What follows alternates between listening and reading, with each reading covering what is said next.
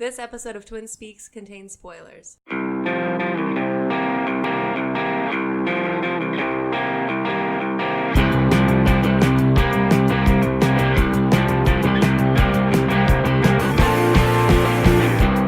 Welcome to Twin Speaks, first watch, first listen of Mission Impossible Fallout, starring everyone's favorite Scientologist and all-around great guy no one has ever said anything bad about. It's Tom Cruise, featuring Henry Cavill, Simon Pegg, Ving Rhames, Rebecca Ferguson, Sean Harris, and Alec Baldwin, among a lot of other ones. There's so many more. Written, directed, and produced by Christopher McQuarrie. I am your co-host, Pat. You can find me on Twitter at KidCombo. And I am, of course, joined by my twin brother and co-host. You can find him on social media at Antimonium. Right before we saw the movie, he confessed to me that he ate 6 of 8 cold Pop-Tarts last night. It's Andrew. You really had to hype yourself up for that intro. Yeah, I did. I kept screwing up. I'm feeling kind of out of it, so I was not... Yeah, it wasn't doing very well. Yeah. Even the other part, I was like, what's our name? Angel Bassett's in this too. Yeah, there's tons of people that you go on and on and on. I just didn't really want to read 10. I mean, how many names did I ended up reading? 1, 2, 3, 4, 5, 6, 7. Yeah. 8, including the director. Which one's Sean Harris? The bad guy. Lanes. Oh, Lanes? I always expect his name to be something, I don't know, Eastern European. Is he Irish in real life? I don't know. I liked his accent, but I couldn't figure out what it was. Prometheus. Yeah, and he's been in He was in the last one without a beard, and he looks significantly better with a beard. Even though the beard's kind of weird, rough looking, yeah. Yeah, I guess it's been a while since we've done London. He's from London, okay. Yeah. I was gonna say, I think it's been a while since we've actually done a podcast. I think, 2 weeks or something like that. We were doing the San Diego one. Been a while since we've been in a theater, because you saw Sicario not that long ago. Yeah. Well, maybe a little while ago now. Yeah, a month ago now. Yeah, and then we started doing all the other stuff, and then just got caught up. Yeah. And then I moved. Yeah. So that was kind of yeah, but not that much new stuff to go over. We'll just kind of do some of that before we get into the movie. But over the last couple of weeks, if there's anything we need to go over. More recent stuff too. Yeah. I listened to. I just wanted to say, I listened to that full. Oh shit! What is his name? Dax Shepard and David Harbour. Harbour. He was on Dax Shepard's podcast, new one. And it's 3 hours long. Yeah. Really, really good. He talks about Hellboy a little bit too.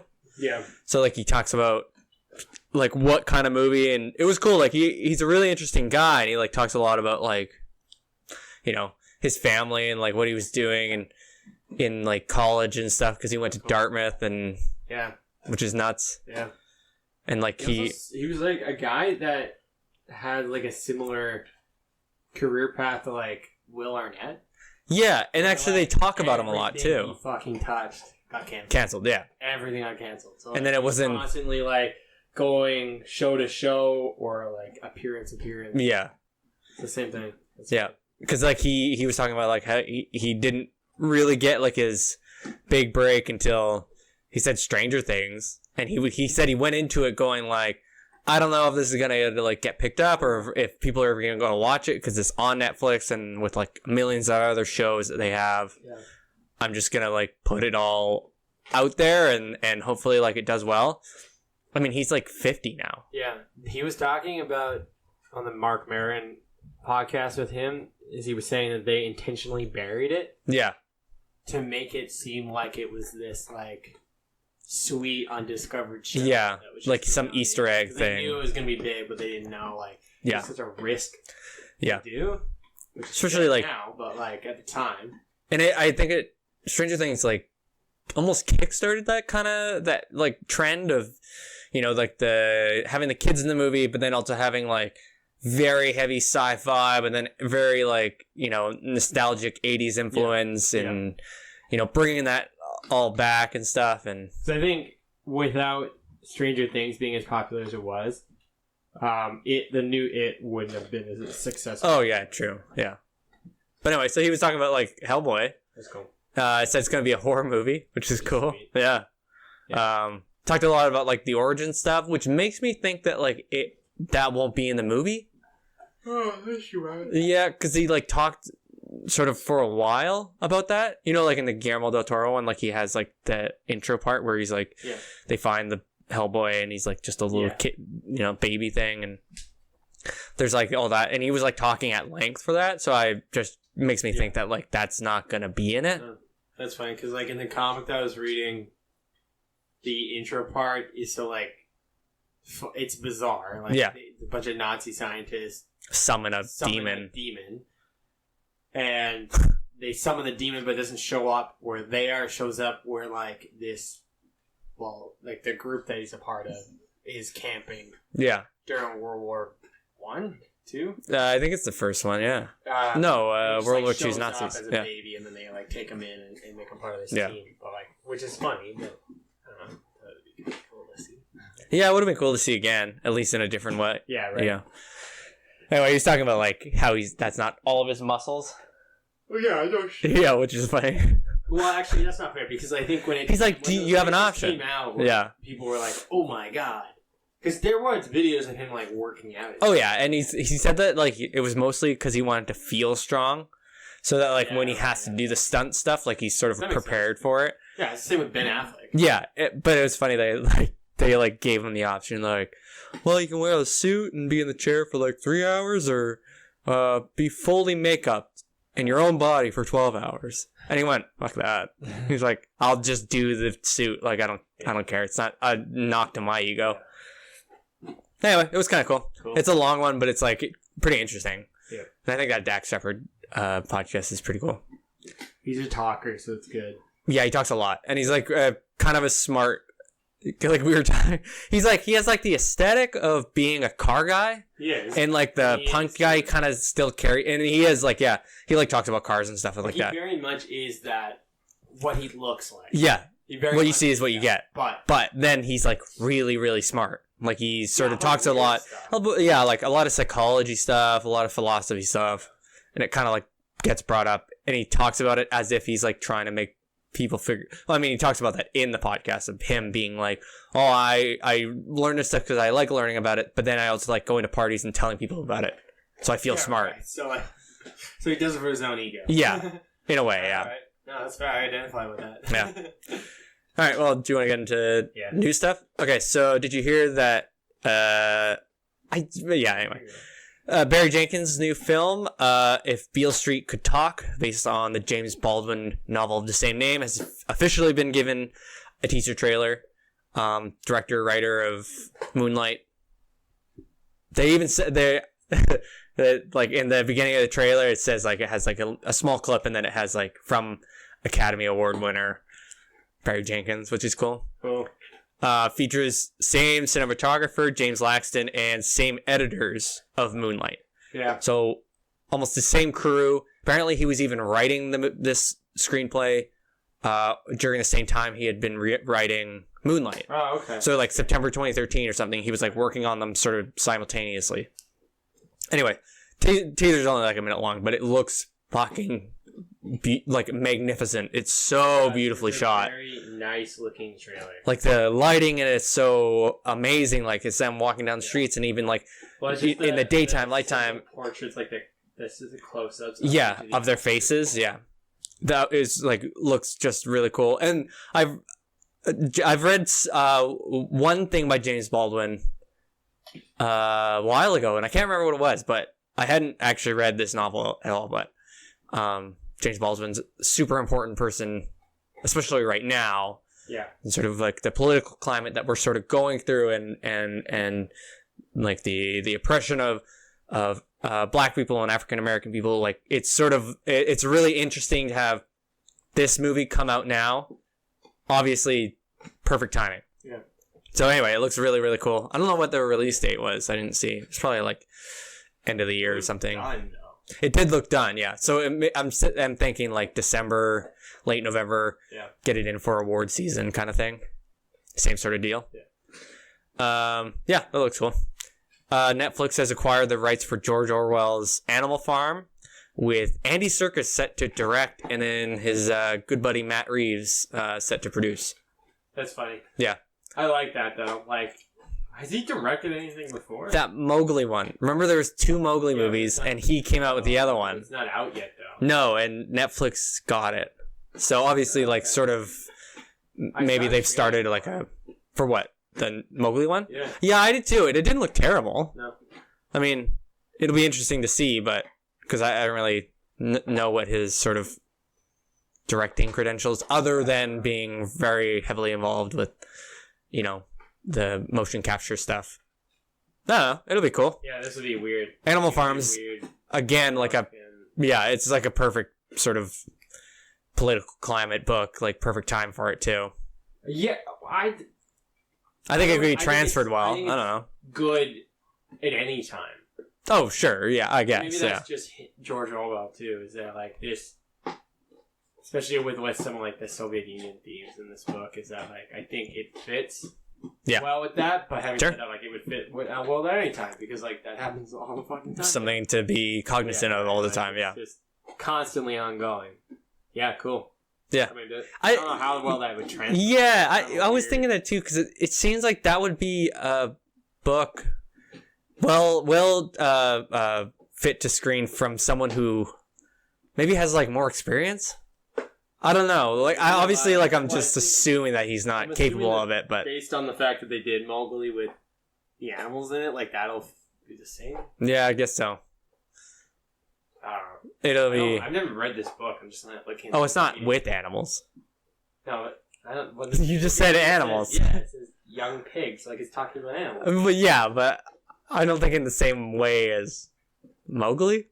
I don't know. Do you know? Nah, I don't know. See, the Jungle Book. Yeah. Well, I've only read it like I think like maybe half of it in high school or something. But so we're both not. I'm a little farther ahead than you. I don't think you did. Anyway, moving on. Yeah, right. Robert Redford has announced his retirement from acting following the release of the new movie or his new film that he's in with like Casey Affleck and all those people. Yeah. The Old Man and the Gun, the new David Lowery film, set to release in late September. This isn't really news. It's more like, what's that? It's like 80. Yeah, but also like he said this a long time ago too. Yeah, like there's. He did retire. I thought he did too, and then the movie came out, or he's coming out, and it's like, oh, he's in it, and then he came out and said like, oh, I'm retiring from acting. I thought Winter Soldier was like his last ever movie. Yeah, and then there was like a couple after that too. So I don't know. Whatever. He's a cool guy. Like it'll be interesting to see what he does. Like if he ends up doing like directing or freeze, because he's done directing before, but. That was me, Murph. Just poked her in the eye by accident. I just like went to pet her on the head, and she like moved her head and just got a little bit of my finger in her eye. She's okay. Yeah, she's fine. Yeah. So I don't know. Everybody saw that coming, I guess. Yeah. He even said it. So, but still interesting. Rashida Jones and Alan Hicks have directed a Quincy Jones documentary for Netflix. Titled Quincy. Aptly titled. Yeah, right. I mean, that's her dad. Wait, Quincy Jones, her dad? Yeah. Yeah. Oh, right. I wrote that down too. I was like, her dad. I did not know that. Also, I didn't realize I like read the article or read the headline, and then I started reading the article. But the headline made it sound like they were going to be directing this movie. Like, oh, they've got this like documentary in the works, and it's going to be about Quincy Jones. Titled Quincy. Yeah. But then you read the article and it's like, oh, it's done. Yeah. It's coming out in September. Yeah. Which I didn't realize. But it'll be cool. I didn't realize it was done either. Yeah, it'll be interesting actually. He's got like 8 kids. No, not 8. 7 kids. Including 8. Quincy the Third, Kidada, and Rashida Jones. Kidada. That's cool. That's funny. So yeah, that comes out September 21st for Netflix. That'll be interesting. Yeah. I can't say I know a lot about him in terms of like his music or anything, but either way. The Russo brothers are set to produce a prehistoric drama titled The Last Neanderthal with Terry Notary to direct, who is like their go-to stunt coordinator and movement choreographer. Right. Because he's done a whole bunch of stuff in Infinity War. He was King Kong in Kong Skull Island. What? Yeah. That's sick. There's like a picture of him on like the stilts, and he's like guy. rumbling around. Yeah, it's kind of funny. Right, all right. He was the one. He's done a shitload of stuff with Eddie Serkis. Like, there Yeah. was, like all those videos that came out when the first Planet of the Apes came out, and he was the other motion capture guy. Right. So he's done stuff for like War for the Planet of the Apes, Mowgli, yeah, Lion King, the new Rampage, yeah, Planet of the Apes, Suicide Squad, Warcraft. Fantastic. He's like the movement coordinator guy, yeah, choreographer for all of these. Damn. Yeah, that's cool.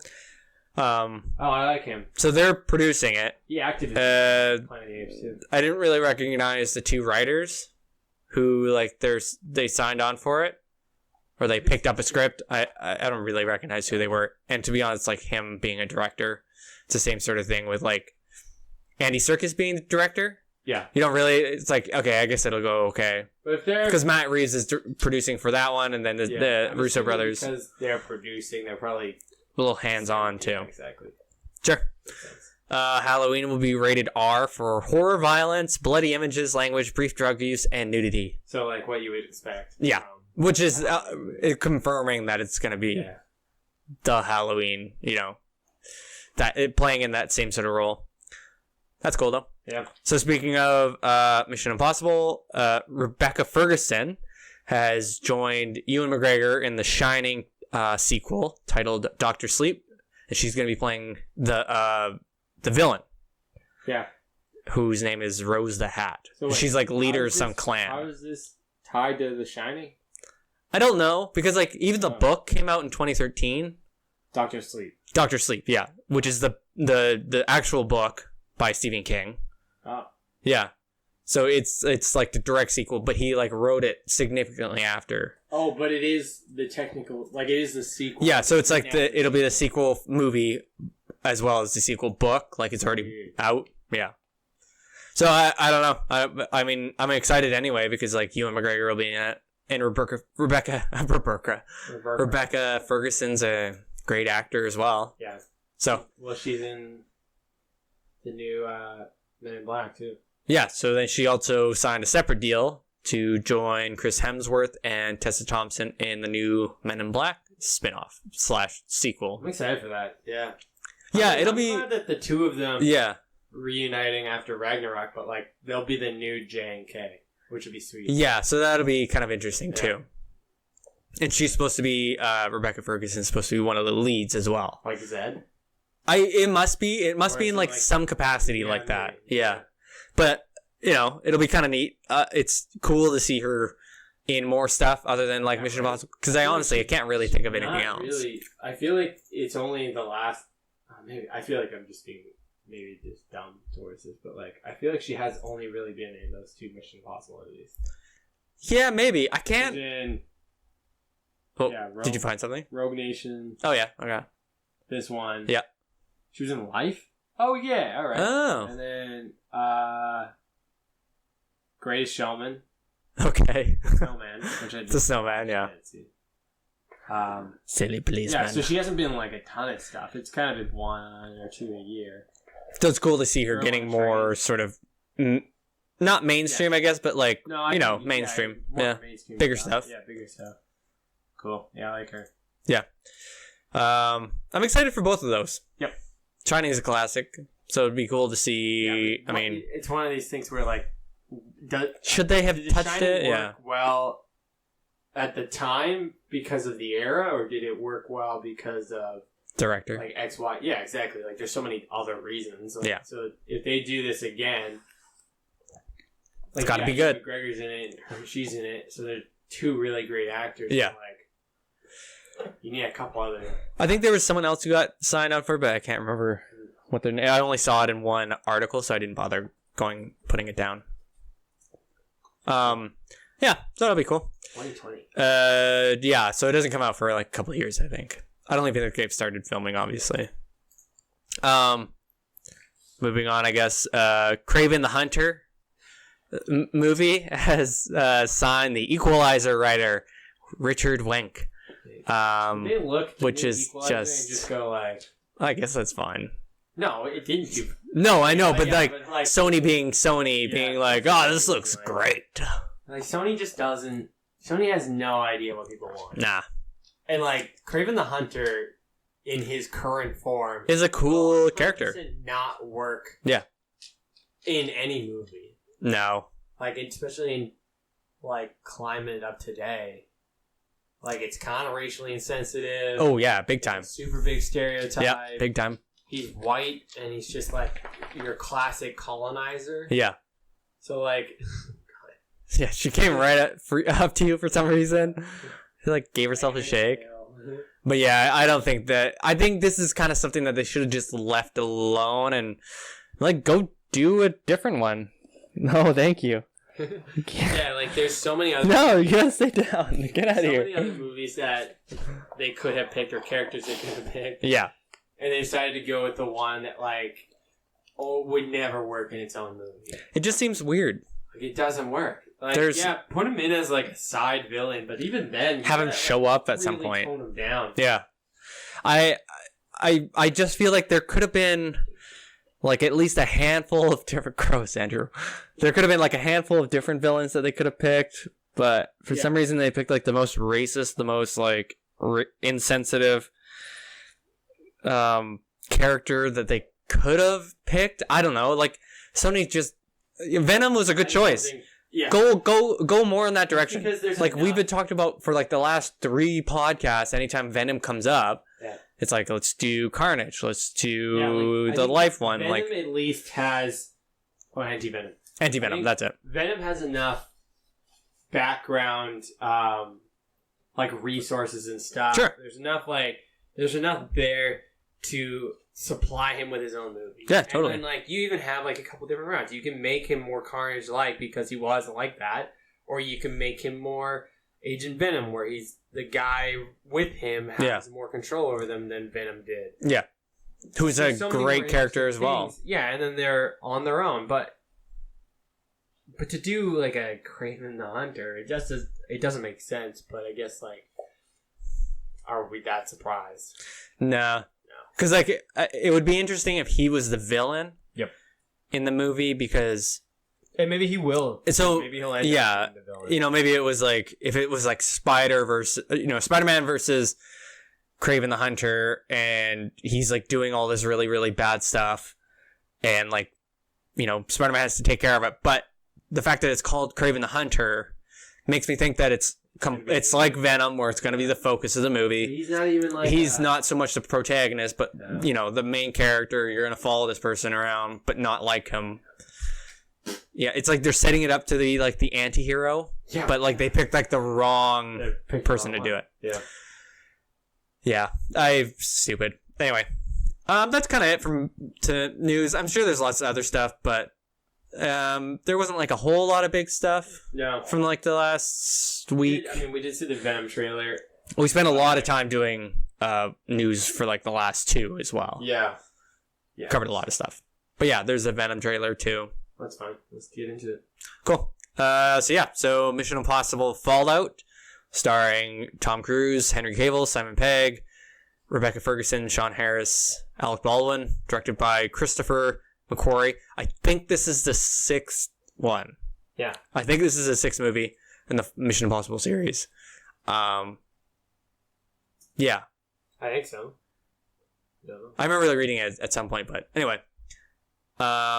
I actually really like this. It's getting like really great reviews right now. It is. And I think sort of right off the bat, it serves its purpose as I think you said like when we were coming inside, as like a turn off your brain action film. Yeah. So like 6th one? Yeah. Nice. So like all of this stuff sort of happening like when we just saw this movie too. When we got out of theater, it's like you end up realizing that like 20 minutes, half an hour has passed of like the same action sequence or like the fight scene. Like those kind of things happen sort of a long period of time in the movie. I mean, the final scenes of like the helicopter chase, like them fighting Lane, I think his name is Solomon. I just remember because that's the same name as my insurance guy. Shout out Solomon. Solomon Lane? No, his name's Solomon. That's his first name. Anyway, it kind of looked like him actually. He had a big beard. Yeah. Anyway, I like this a lot, and like, it definitely is that like, you kind of just got to accept that the plot is built up through very short exposition. Yep.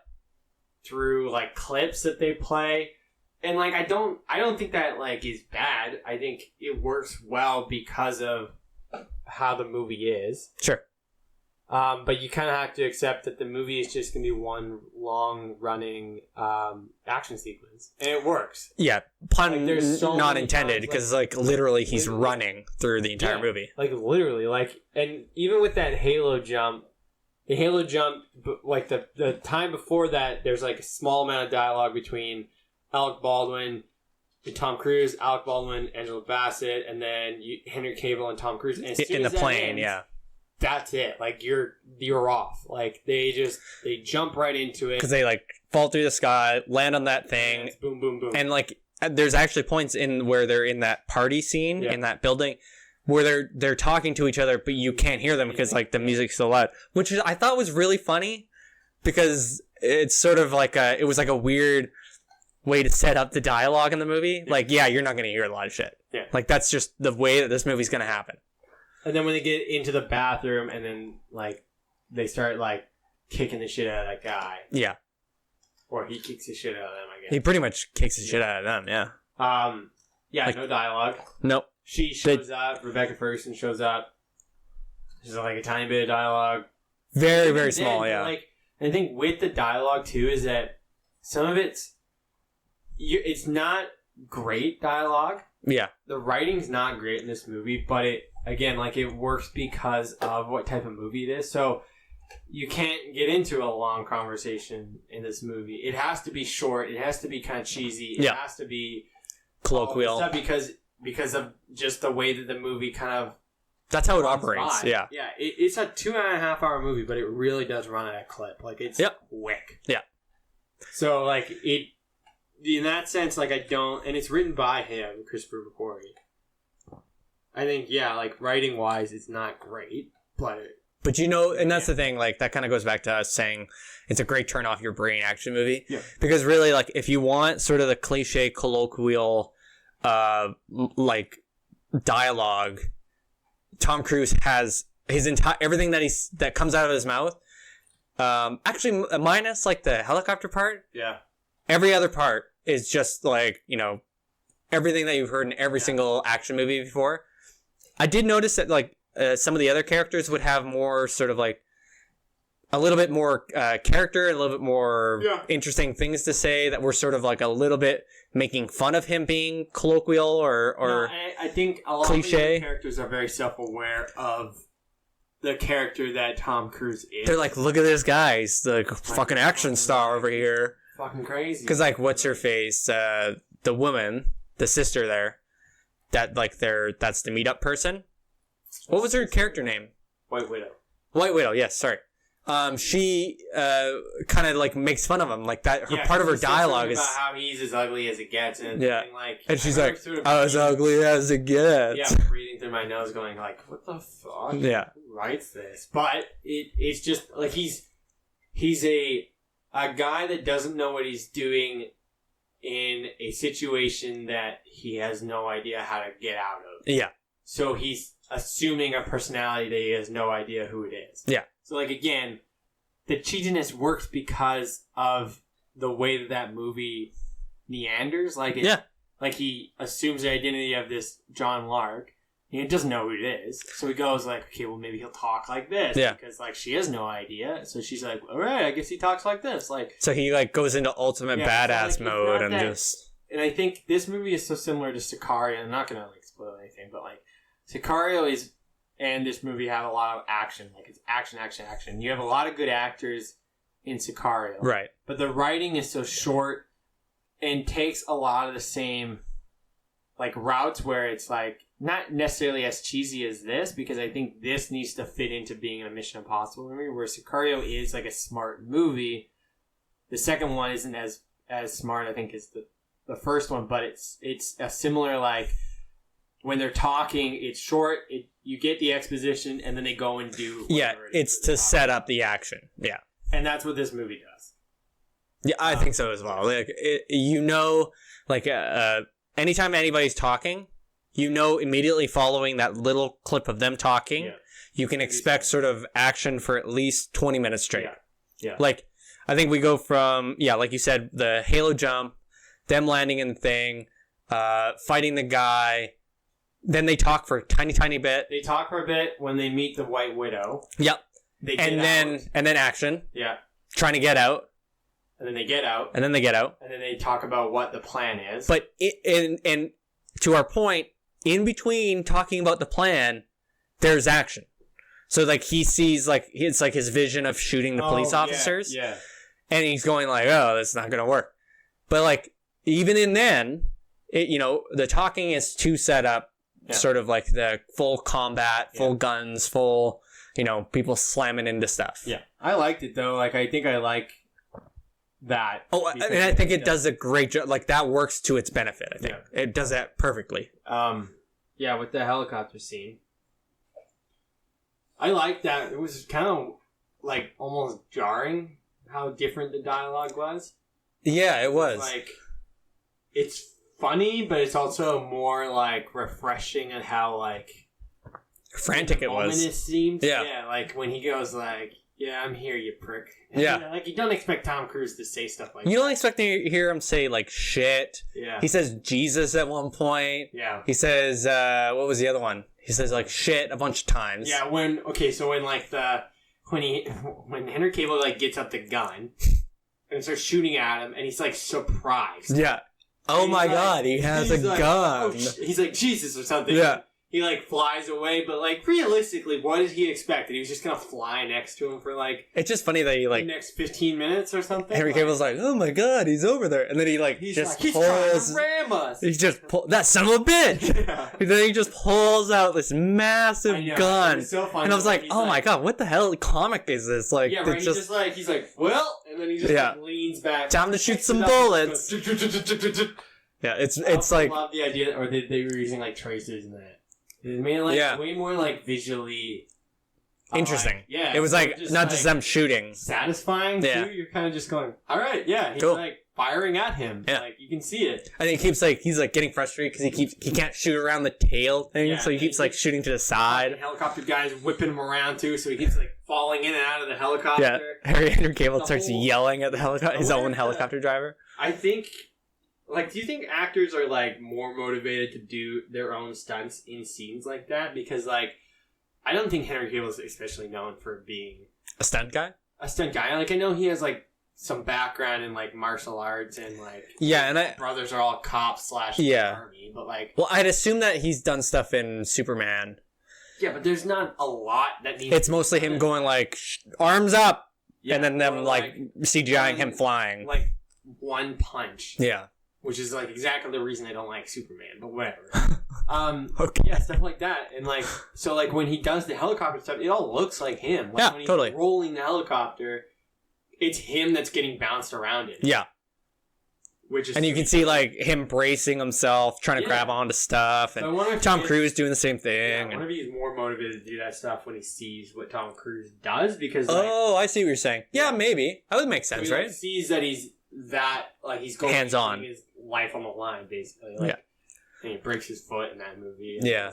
He actually, the two of them both do the Halo jump. Yeah, which is cool. Sweet. Because you see, like, him sort of go, Tom Cruise, like, look over, he, like, looks down into, like, the lightning storm, and he goes, oh, we got a problem. And then he, like, yanks his thing out. Henry Cavill, like, yanks, like, his oxygen, like, tube out. Yeah. And he goes, enough talk. Yeah. And then he just, like, jumps off. Yeah. And it was cool, like, seeing that clip. There was, like, a clip that played before the movie, and it actually showed them, like, practicing and stuff. Yeah. So you see, like, the little camera guy. I think stuff like that seems so intense when you think about what they have to do in addition to not just doing, like, the jump. Like, they also have to focus on, like, actually acting. Yeah, totally. Like, you're not just going and you're like, all right, I'm doing the Halo jump, I just try not to die.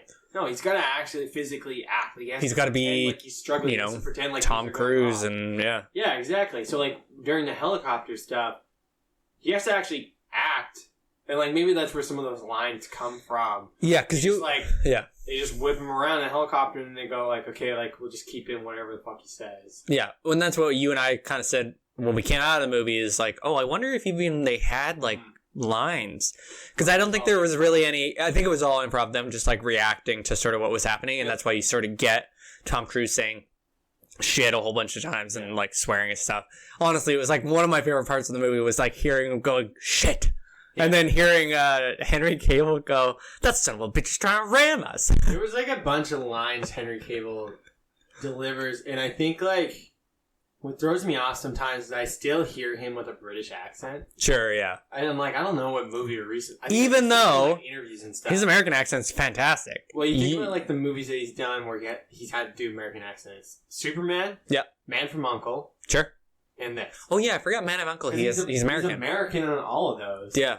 And his American accent's good, and then when he's talking to Solomon Lane, like in quotes, it's actually Benji, he says, why do you have to make this so fucking complicated? And the way that he delivers that is so great. It's perfect, yeah. Yeah, like there's so much of this movie where he's out-acting a lot of the people that he's in the scene with. Like, I love him.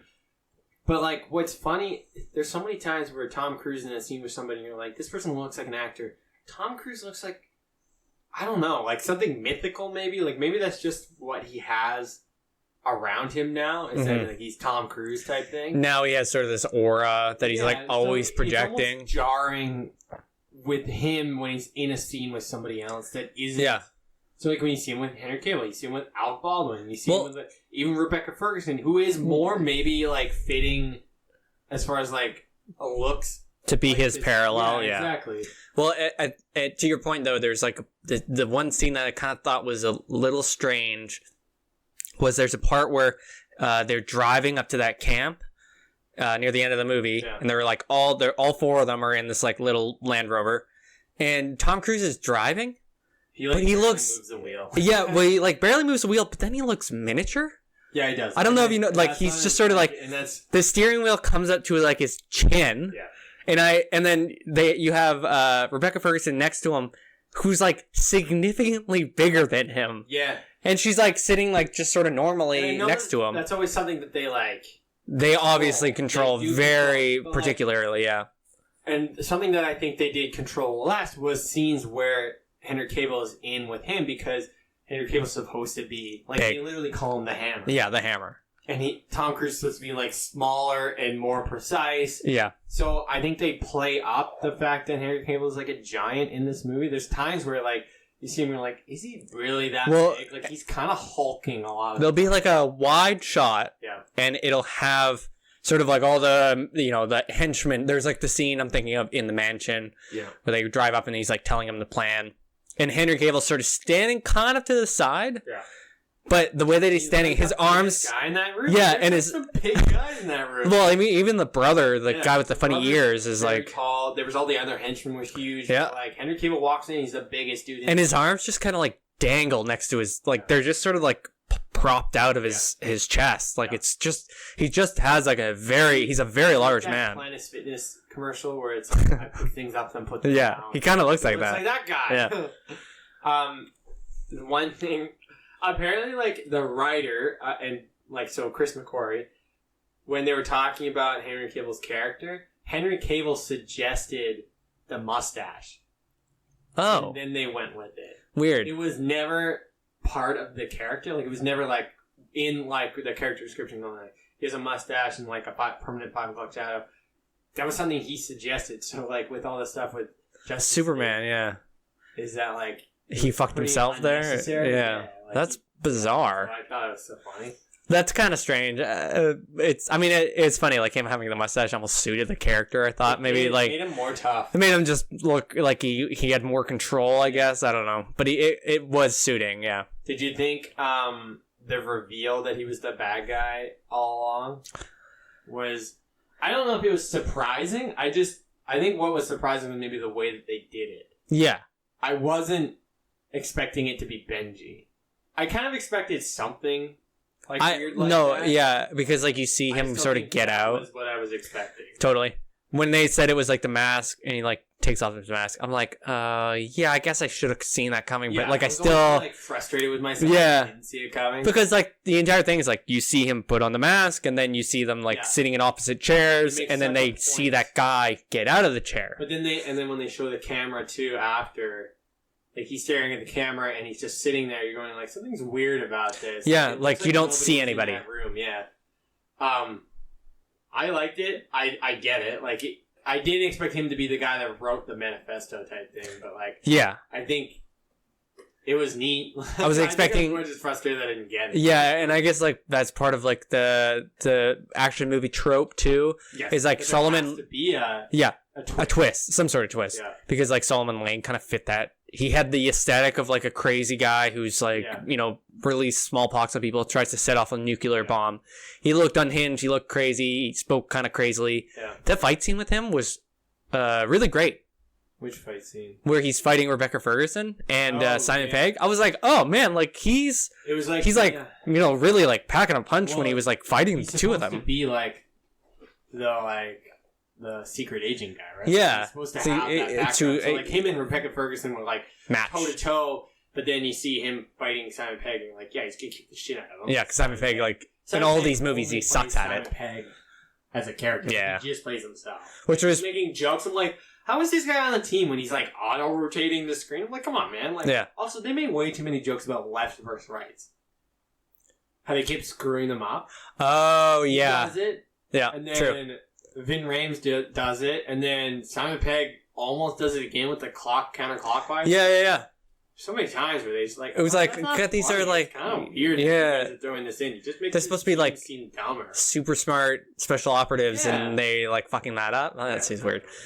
That is maybe my one like complaint. Also, the fact that like the White Widow just disappears at some point. Yeah, and then all of a sudden she's back at the end, and you're like, oh yeah, right. They kind of like write her in as, and I guess CIA operative. It kind of exactly. I was gonna say it like kind of solves that problem a little bit, I guess, because like Alec Baldwin's character goes like, oh yeah, she's on our fucking payroll, man, dipshit. Like we got her in the bag. Yeah. And I was like, oh okay, well I guess that solves that.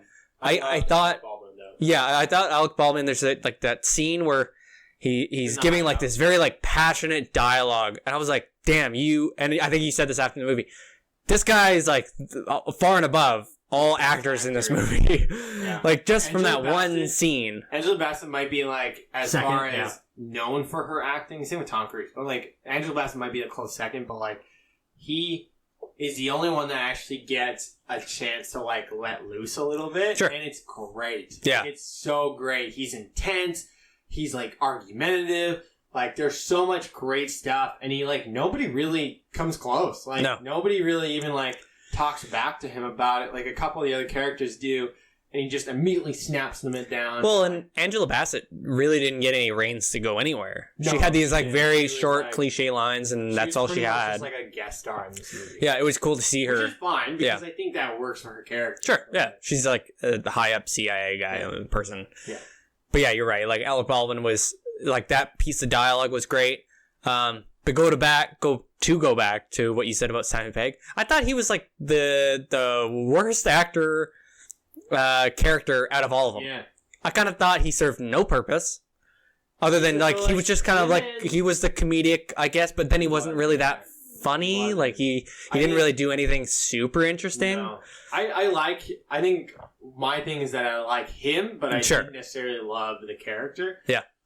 And I thought Ving Rhames was way more interesting than him. Great dialogue like a couple times in this movie. Yeah, he got like a little emotional as well. Interrogating the nuclear scientist. Sure. When he's talking to Tom, like whatever, Julie, I can't remember what his wife's name is. Yeah. Like when he's talking to Rebecca Ferguson, like there's so many different scenes that he has where you're like, right, I forgot this guy's like a good actor. Yeah. I mean, like they show him sort of like tear up a little bit as well. Cheesy, the lines are good, like and like Rebecca Ferguson has like a lot of. Like, she's maybe one of the only characters that interacts with everybody. Individually, yeah. Yeah, she's the only one that individually interacts with everybody. Like, she has time with Simon Pegg, she has time with Ving Rhames, she has time with Tom Cruise, a little bit with Henry Cavill, but, like, so she's kind of that connector to all these different characters. But, yeah, I think Alec Baldwin was far and above the best dialogue in that. When he dies, I was like, yeah. Because he kind of goes, Yeah. he's like, I can't. Like a few shots, and I'm like, no, this guy like destroyed Tom Cruise, and he kicked the shit out of that martial arts guy. What I thought was funny about that scene is like Alec Baldwin's like really like kind of going at him, but then you see like there's like the one camera angle where you see Henry Cavill, and he's kind of just like taking it, and he's like yeah, fuck this guy, like he kind of like almost holds him off a little bit, and he's like fumbling with his knife, he's like yeah. And then he gets him, and then like he kind of slices down, and he's like, oh, like he doesn't move his mouth at all. I was like, yeah, I mean, yeah, okay. Yeah. I thought Henry Cavill was great. Bam, bam, bam. Yeah. And he like stabs him. Are you gonna try and punch the guy who just outpunched all the other guys? You were there when they called him the Hammer, right? Like, yeah, right. He called him the Hammer, didn't he? Yeah. Anyway, I thought like, yeah, Henry Cavill was pretty great. Didn't really see him like at the end there. His face gets melted off. Yeah. Even how he dies, he gets like a hook to the head. Yeah. I was like, well, fuck, okay. He really gets like the supervillain treatment. Oh yeah. Death wise. Yep. Like Solomon Lane doesn't. He just gets handed over to this MI6. Yeah. Yeah, and then he, gets half of his face and ear melted off, and then he gets, like literally that hook comes flying and hits him in the. I was like, there's some stuff Tom Cruise's character does in this where I'm like, oh shit, like he shoves that guy out the helicopter. Yeah, he just like grabs him and he like throws him out. I'm like, that guy was just a helicopter driver. What the hell, man? He's alive. He's the only reason he's fighting you is because you climbed into his helicopter. And like he doesn't shoot him right away. I'm like, this is the point where you talk to him. Yeah. Hey, whoa, easy. We're trying to get that guy. He's got a nuclear bomb. Yeah. Okay. Yeah. Right. Like, oh, it's just weird. But overall, I really like. I thought that whole thing was supposed to take like 15 minutes. Tom Cruise like learned to fly a helicopter for that. Yeah, which is cool. Jill's dad. Yeah. Made sure we knew that. Yeah. But yeah, I actually didn't realize that. I knew that he did like the training for all the other stuff, but mostly flying. Yeah, which is cool because there's like scenes from behind his head in the helicopter where you're going like, is that him? Like I don't really know. But then the passenger scenes where it's like the camera's in the passenger seat and it's watching him, you're kind of going like, hey, this is too like the intensity of him flying, too jarring, too sort of moving around. Yeah. One last thing, I thought the whole scene with like where it was supposed to take 15 minutes took way longer than 15 minutes. Even when he's like, it's like, oh yeah. I'd be interested to see. To time it. Yeah. Because I mean, I know that they're going from. It's mostly going to be like on the same timeline from different perspectives. So what could take 30 minutes maybe only took 15 minutes. Yeah. Still, it seemed a little long. With the bomb, the one that actually went off. So Solomon goes like, 15 minutes should be enough for like the minimum. To get out of the range. They didn't go that far. Like he didn't fly like 15 minutes out and then drop it. He did like 5 minutes and then dropped it into a lake. What? Dropped what into the lake? Bomb. Because the third one. The payload. Yeah, that was they didn't have a third one because remember they got the one, whatever the sphere thing was. So there was only 2 bombs. No, whatever he was carrying, that was just like a payload. It wasn't a bomb. At the end, when he's like looking with the key in his mouth, he's watching the bomb go off. No, he's looking to see if it went off. Oh. Like, he's looking off in the distance going like, he's like, I did it. I saved them. Because, like, no explosions going off. Because there were only 2. Because, like, when they open that chest and there's 1. Yeah, I thought they just gave it back. No, they just didn't have it. Like, those 2 guys, they were like, okay, we'll just use the 2. Oh. That's why they only had to clip the 2 wires. Oh, okay. Like, Rebecca Ferguson and then the other guy. I did not realize that.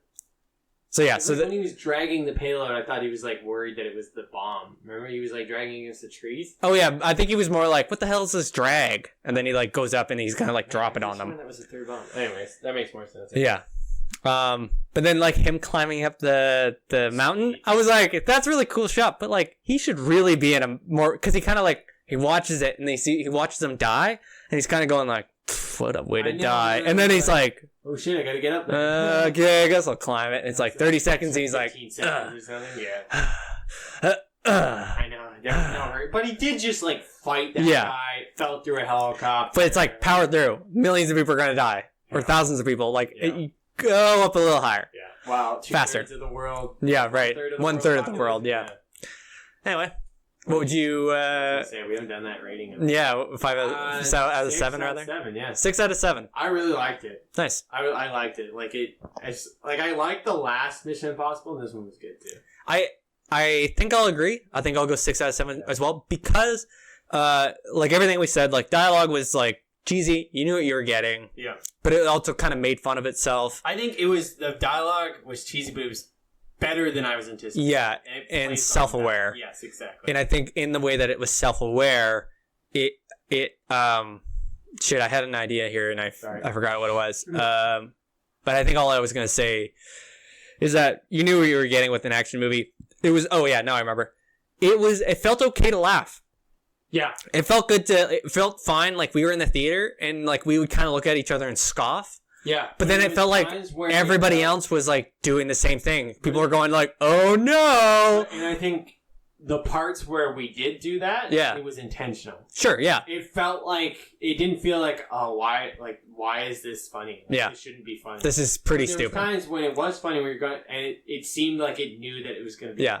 And it wasn't like, to like clarify, it wasn't like Simon Pegg being funny. No, it was like other stuff. Dumb action thing that like it would like came out of the van. Yeah, I was gonna say like they're like moving around in the van. One guy put his thumb up to the window when he like opens the window and they all like look back and some random guy who's really close just gives him a thumbs up. But like it was like so enthusiastic. Yeah, it was like you couldn't see I'm good to go, boss. Like this is his first mission and he dies and he's ready. Yeah. No, and they get caught because they all fall out of like bowling pins out of like the back of the van. Oh, right. Yeah. 6 out of 7. Yeah, I'd say so. So that was first watch. Twin Peaks first watch, first listen of Mission Impossible Fallout, starring fucking everybody else in every other movie, everybody in any of including Henry Cavill, who looked great. I'm sad. What a great guy. Yeah, I like him. I hope he's in like other movies. I'd love to see him in a Bond movie. Oh yeah, but he might be too big. I think he might be too big. Daniel Craig was like tall, but he was sort of slimish. He's still pretty big. Yeah. Hey, I don't know. It'd be cool to see him in other stuff. Yeah. David Harbour should be. Or I was gonna say Armie Hammer, but never mind. He's too goofy, I think. He's too goofy now. Yeah. He's done a lot of like kind of goofier roles. I think he just doesn't care anymore. I like him though. Call Me by Your Name, I guess too. He's like kind of goofy in that, but he's more serious, I guess. Yeah. Written, directed, and produced by Christopher McQuarrie. J.J. Abrams too.